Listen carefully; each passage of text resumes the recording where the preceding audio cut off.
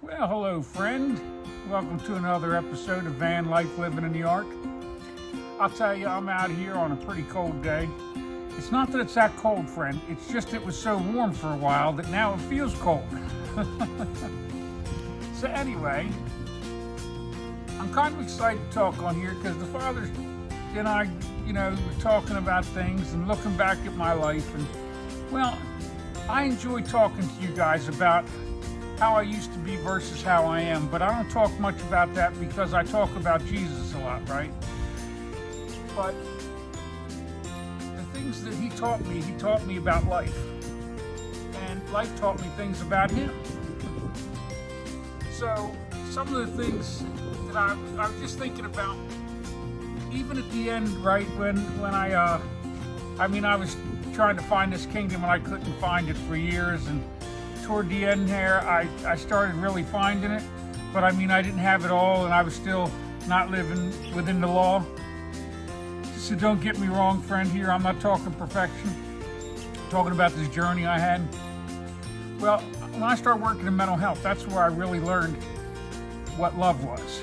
That's where I started loving people that didn't love me, and where I started to come to know love by experience, the way Jesus meant it, not loving those who love you, because that's easy. Even the sinners and tax collectors do that, right? That's what I was doing most of my life. And then he taught me how to do it different when I ended up working in the mental health system. So at first I was in one-on-one peer support for the first 5-6 years, and then I went to work for this one company, and I worked for them part-time for a while running support groups. And just like a group or two a week, and I did that for like 1 or 2 years. I don't remember. I think 2. But anyway, I ended up going to work for him full time, and it was funny because what I really wanted to do was I always wanted to do public speaking, because when I was younger, I couldn't talk at all. I used to just sit in the corner and shut up because I had no self-esteem. I'd been through a lot of trauma, and so over the years I had gotten better and better through different jobs I had, and I was looking forward to doing trainings in the mental health field and becoming a presenter and things. And when I got that opportunity, my thought of selfishness showed up. My thought of Satan. And the moment I got in there and started being able to do it, I wanted to do it all, and everybody was in my way. There was people there before me, and I was like, oh, well, how am I going to do these trainings? They got to go. That's what happened in my head, friend. I started thinking that way. And this is thoughts that I don't want, right? But that's what this thought of Satan does, is our thought of selfishness. It connives on us. But, it isn't like it outright tries to do it. It'll try to sneak up on us. Like, for instance, it knows that I'm not going to just do things to throw people under the bus, right? But if it can sneak up on me and get me to start judging them for little things, and start going, oh, well, look at that, they're not that good at that, and I'm good at this, and I start down that road, friend. That's how it sneaks in the back door. And before you know it, I'm justifying hypocrisy, right? So when I get on here talking to you guys about Jesus, and I'm saying stuff, don't ever think I'm judging you, friend, because the things that I've done in my life and the thoughts that go through my head, I have to deal with them every day, and I give them to God whenever they show up. I've just learned that I'm trying to be the least among you, like Jesus said, because Jesus said he was the least, meaning that he was the least for selfishness and the most for my Father. So that's my goal. I'm not perfect at it. I just try to get a little better every day. And it doesn't matter, because I keep putting him first, and as long as I keep doing that, I get the kingdom. If I choose not to do that, the kingdom I have will be taken away. It's just that simple. So, and what you don't realize is you're only as sick as your secrets. So I get on here and I talk to you about the thoughts that I have in my head sometimes, or the thoughts that I've had in my head. Friend, my thought of Satan can't use them against me, because I confess that I've had bad thoughts. And the Holy Spirit forgives me. Instead of keeping them, right, they show up in my head. And when they show up, I say, Father, see this thought I'm having? I don't want this thought. And then we go about thinking about Jesus and about love and about how I don't want to go back down that road, because if I start letting those thoughts in, they take me back to hell. All roads lead to heaven or hell, friend. It just depends on how long the journey takes. There's selfishness and there's love. And if you seek selfishness, you're going to end up in hell. And even if you think you're going to get away with it, you're not. But that's beside the point. And you don't have to believe me, right? That's what Jesus told you, right? He came to tell you that you are divine. You are di, which is, I believe in the Greek, two. And vine, meaning fruit. So you are the fruit of two vines. So the one you pick will be the one you have. So if you think your thoughts through, if you have a thought that shows up, and you, instead of just looking at how it'll glorify you for a quick moment, like some bad sexual behavior, instead look at the cost of it. Weigh out the price of building that tower. See, he wasn't just talking about building a tower for him. When he was talking about building towers in our lives, he was talking about everything has a price. Every thought we have ends up having a price, because if we start being obsessed by selfish thoughts, well, then selfishness becomes us, and then our spirit becomes full of it. And then we become sons of Satan. But if we let our spirits become full of love, and love gives to another what it seeks for itself, then we seek to give more to others for the Father, and then the Father gives more through us for us. And though we're doing it all, we're really doing nothing, because it's him doing it for himself, right? But you have to know Jesus and get to understand him and get to trust God. Because, I mean, this trust doesn't come easy, friend. And you know, some days it's stronger and some days it's weaker. This morning I woke up, it was weak. What did I do? I sought the kingdom first, like I do every day. And it was stronger, much stronger in a short period of time. And here I am seeking him in lonely places, right? And talking to you, because this is what he tells me to do. I'm supposed to seek him in lonely places and talk to you, and not tell you how wonderful I am, because that's just not the truth. I'm supposed to tell you that I was stuck in hell and my Father got me out. He got me out through the firstborn, because I figured out those parables. I tore them apart piece by piece. And because I really wanted the truth, my Father gave it to me, piece by piece. The kingdom is a journey, friend. It's not a destination. However, if you're not on the journey, you might want to look around and see where this world's going, because, you know, if you don't make that choice to get on this journey and start journeying, well, when the light's gone, you're not going to be able to really find faith, because you're going to have to give your life before you've even found any faith. So, and that's not a right or a wrong thing, it's just a fact. Like right now, for someone to all of a sudden find faith and go be Jesus, like if they lived in Ukraine and bombs are falling on your roof, it's much harder to find love and forgiveness when somebody's killing you, right?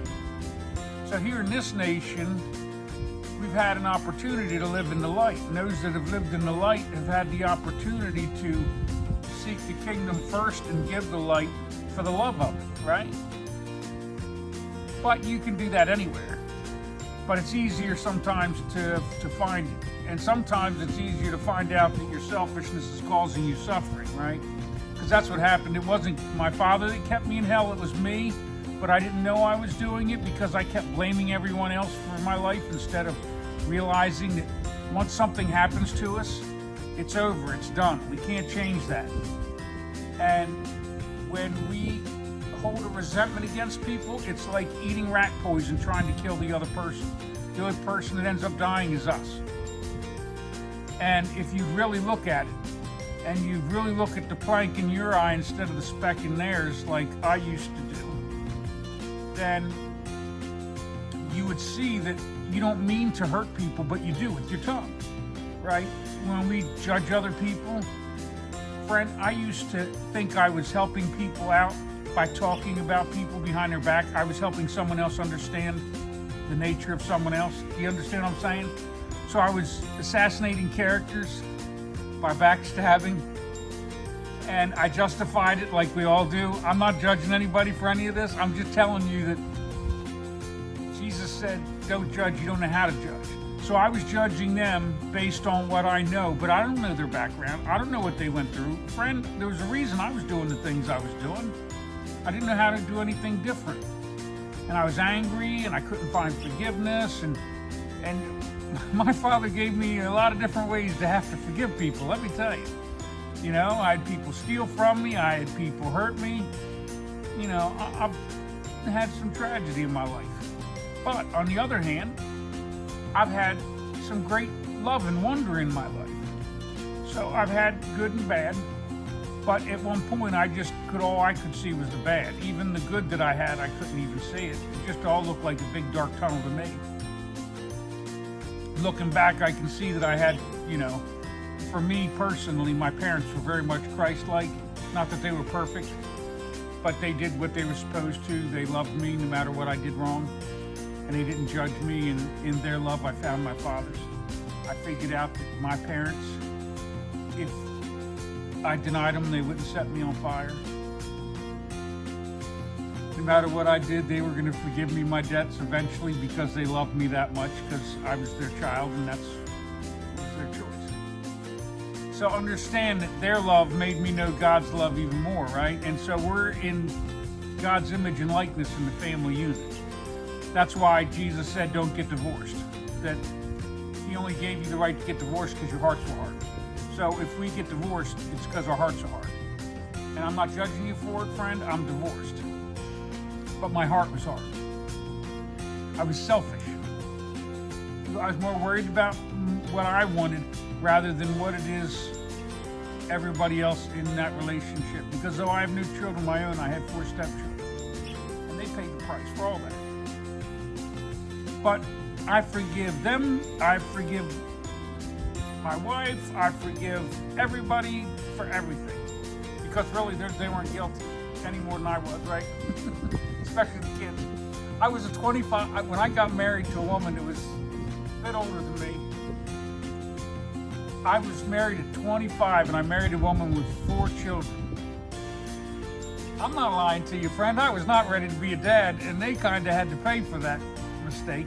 But you know what? I did the best I could. I was assistant scout leader. I tried to do the right thing and be a good dad. I just didn't know how. I just was trying, but I just couldn't. And my dad was a great dad when I became an adult, but he wasn't really good with kids. So I was trying to become good with kids, right?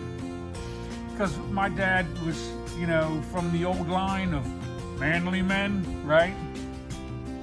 So I was trying to figure out how to be a more loving dad and play with my kids and do hide and seek and play Foursquare and do these things and have fun with them and try to be childlike.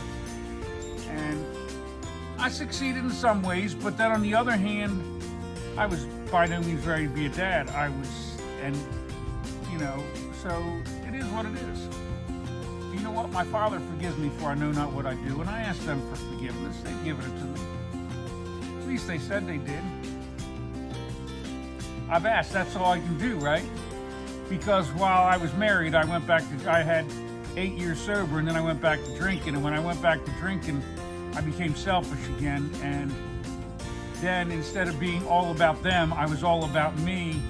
And because I was ashamed of what I was doing, I was trying to hide what I was doing from them, which meant instead of spending time with them, I was spending time hiding me from them. So I was getting high and drinking, and well, that means I couldn't spend time with them because I didn't want them to see what I was doing. Because I was judging them. I said, you can't get high and drink, that's bad for you. But I was doing it, right? The pot calling the kettle black, isn't that what that old saying was? So, you know, I was judging them but I was being such a poor example, right? So that's what my life was, friend. It was a bunch of hypocrisy. I'm here to confess it. I'm not here to judge anybody for anything. But I talk on here about Jesus, and quite often the things I say sound like I'm judging you. But my Father made me make a promise. Well, I'll be quite honest with you, and I don't expect you to believe this, nobody does. I got really angry one night while I was on this search for God because my whole life was going down the toilet again way back in 2008 when that bank crashed and I lost my marketing manager job and my whole life fell back into the toilet. I yelled up at God. I said, I don't care if you whip, beat, and crucify me. You give me the truth or you kill me now. And I meant it. And I was out in the country. I lived in this little cottage in the country. And I meant it. And a death showed up in my mind. And a voice showed up. And it said, do you agree? And I mean, it was a voice like, if I didn't know that it was God talking to me in my head, it sounded like it was somebody like right there talking to me. It was that loud and pronounced. And that's when I became what they call a voice hearer. That's how I ended up working in the mental health system, friends. Was because they declared me mentally ill because I started talking to God and he started telling me things. And he told me some scary things. And when I started trying to explain to people what God was showing me, at first all the joy stuff, they didn't want to hear my stuff. But then when the Holy Spirit started showing me some of the things that's coming, well, that scared people. And I didn't believe any of it, right? I did, and that was the thing. I believed it, and I was scared myself, and I hadn't had enough faith yet because this was before I worked in the mental health system. This is how I ended up there. So I still didn't know love by experience yet. So where I really learned love by experience was working in the mental health system. That's where I learned to give to others what I seek for myself and do it for the love of it, not for selfish reasons. However, what I discovered is the most selfish thing you can do is the selfless one, because when you do things for other people and you do it for the love of it and for the love of them, they love you for it.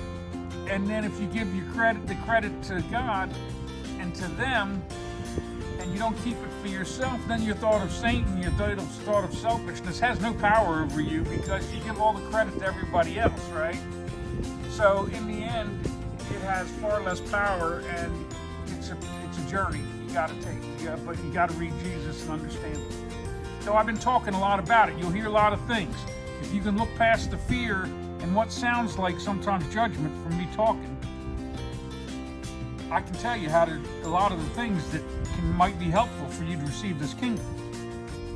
But understand, because I'm saying what Jesus said, if you're a Christian and you're pretending as though that you're not being a hypocrite when you are, you're going to be angry at me for what I'm saying, because I talk about the Christian Pharisees. Because a lot of the Christian Pharisees are standing on the steps to the temples judging gay people. Jesus said not to do that. He said we had no right to judge anyone. He said, don't judge, you don't know how to judge. Only the Father knows how to judge. The only people that he actually gave the church the right to judge were themselves. And he gave you explicit directions on how to judge the church. Because people don't like to be judged, right? You and I, we don't like to be judged. So if someone is doing something wrong in your church, Jesus said that you were to go to them one-on-one. Why? Because if you're doing it for the love of it, not to glorify yourself, well, then you want to save them as much humiliation as you can and make them want to stay, which means you don't want them to feel judged. So you going and talking to somebody on their own first, they feel less judged, and they feel like you care because you're coming to them instead of running around talking to everybody else, talking behind their back, right? Then, if that doesn't work and they continue the behavior that you went to address, then it says to get one or two more people so that the matter may be established by 2 or 3 witnesses. So that now you have to tell 2 or 3 other people, but you're supposed to still keep it quiet. And now that person sees that you're very serious about that they need to stop doing what they're doing in the church atmosphere, meaning if they're going to attend your church. And that is, it's not that what they're doing is any of your business, but if people start doing it, we start justifying it, right? So in the world, it's okay, whatever people do outside, I don't judge anybody for anything. But if I were in a church and I was going to abide in Jesus' law of the church, then I would have to worry about that. However, that's not for me, because me and my Father have a relationship out here in the woods where there isn't anybody. Because I'm supposed to talk the truth and people don't want to hear what I'm saying. So, if you go and you talk to them right now, you have it established by 2 or 3 witnesses. If that doesn't work, now you're out of options. Now you take it to the elders of the church. And the elders make a decision on what to do about it, and they go to them and bring them in and put them on the spot, right? And at that point, if they still continue to do it, then you have to let them go out of the church. Because if you want to raise your children right, you don't want them hanging out with people that aren't going to be abiding in the laws. Because it's like this internet stuff, right? And there's porn all over the internet.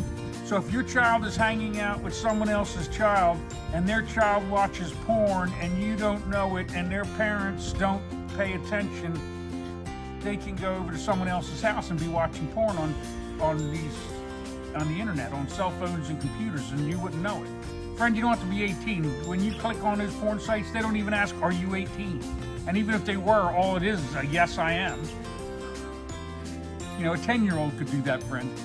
And there's all kind of horrible things on the internet that your children can be watching. They can be learning all kinds of bad behaviors.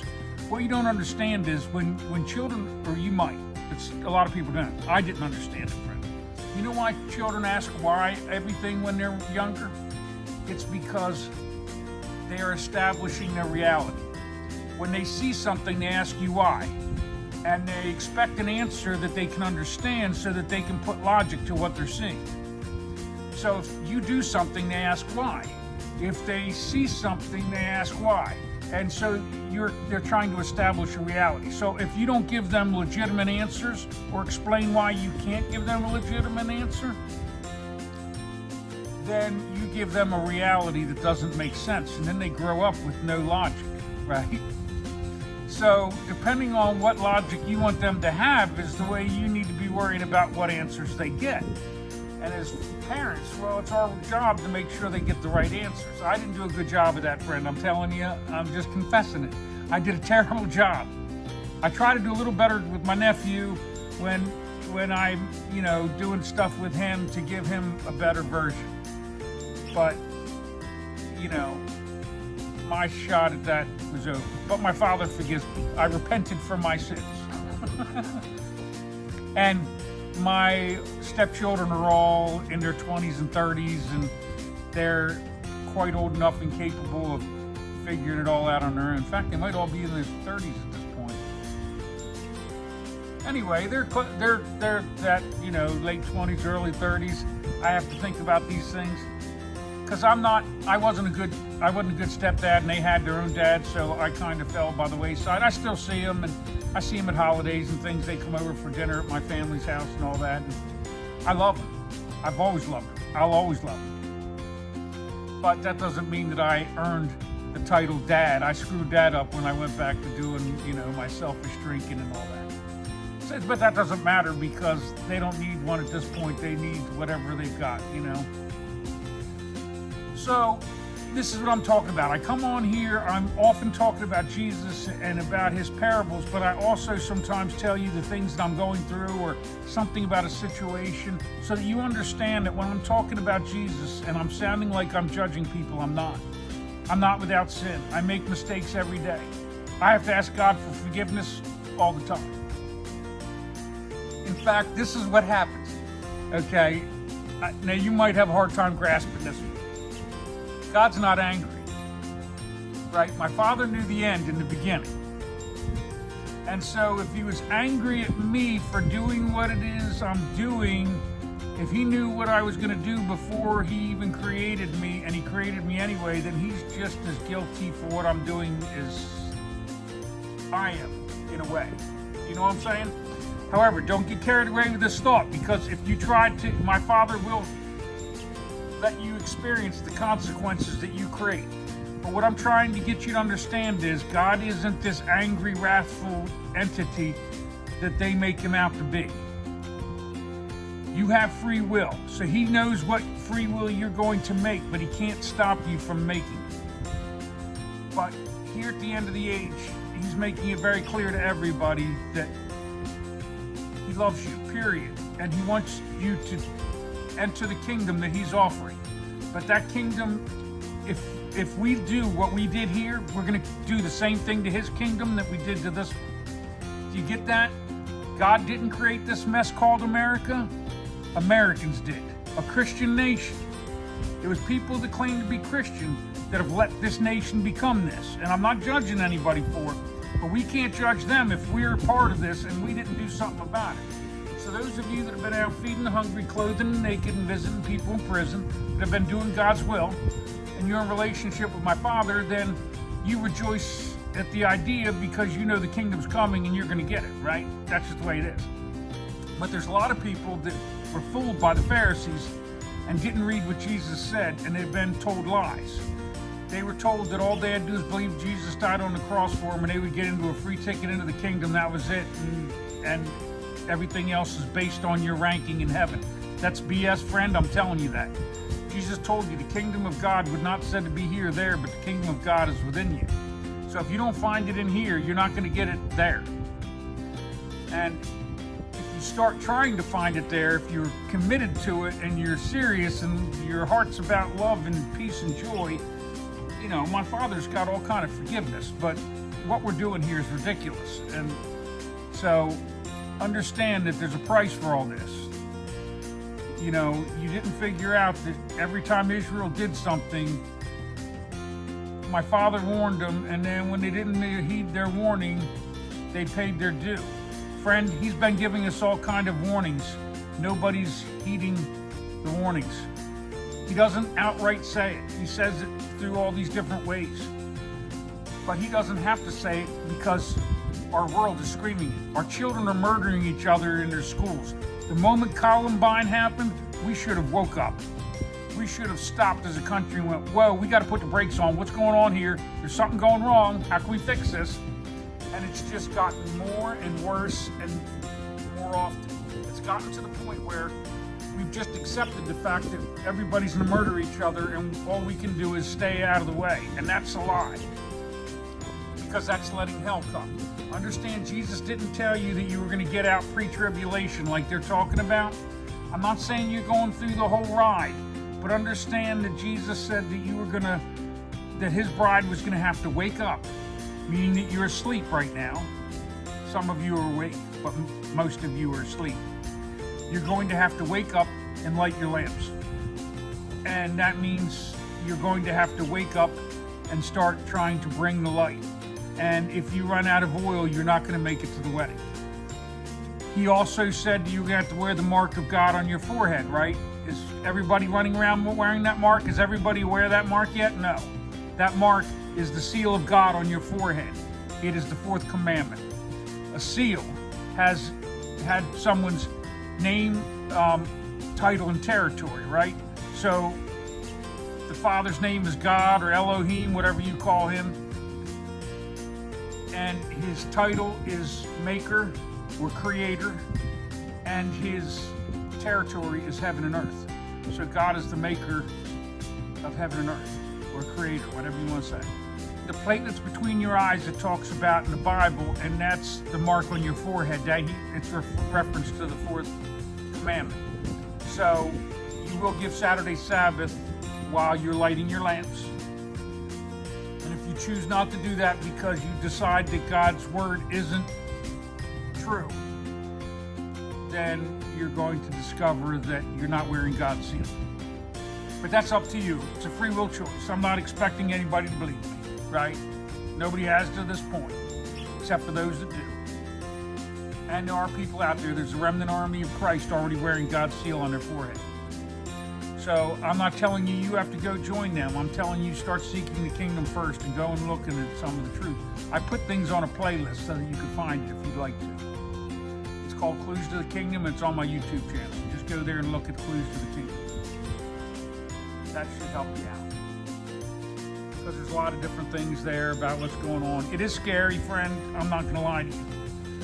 So you want to be in faith when you start looking at some of the things because I've got stuff on there that's secular stuff, and I've got things on there like I've showed you I didn't show you. There's a video on there about 536 AD volcano that changed the entire world. Did you know that the Muslim religion, Muhammad, showed up and that started right in that time frame? There's a whole thing going on. I've explained it before. I'm not doing it today. I'm out of time on this video. But there's a whole lot going on. And it's time for you to wake up. It's time for you to realize that there's 3 corporations that own entire America. It's called BlackRock, Vanguard, and State Street. And they are the unholy trinity, and they are also, the leaders of those are also part of the World Economic Forum. The one world order is already here. You just don't know it yet. And a lot of the other countries are already disarmed, but America won't unarm, so you know they're going to have to deal with us the hard way. I'm telling you, friend, it's time for you to wake up. But I'm not telling you raise arms, because Jesus said that before him the kingdom suffered violence and was taken by force, but after him it would. He said offenses must come, but woe to those who bring them. So I'm not here to call you to violence. I'm here to tell you that you better prepare in faith and in love, because violence isn't going to be a solution if you want to enter my Father's kingdom. But that's going to be your choice. Most people won't believe that because they won't go read Jesus. Christians are terrified to go read Jesus because anybody that starts reading what he said sees that what the Pharisees are saying is completely different than what Jesus said. So if Jesus is your Savior, I suggest you go eat his words, which is his flesh, and drink his spirit, which is his blood. All right, friend. Well, I love you because my Father loves you, and may God bless you and yours.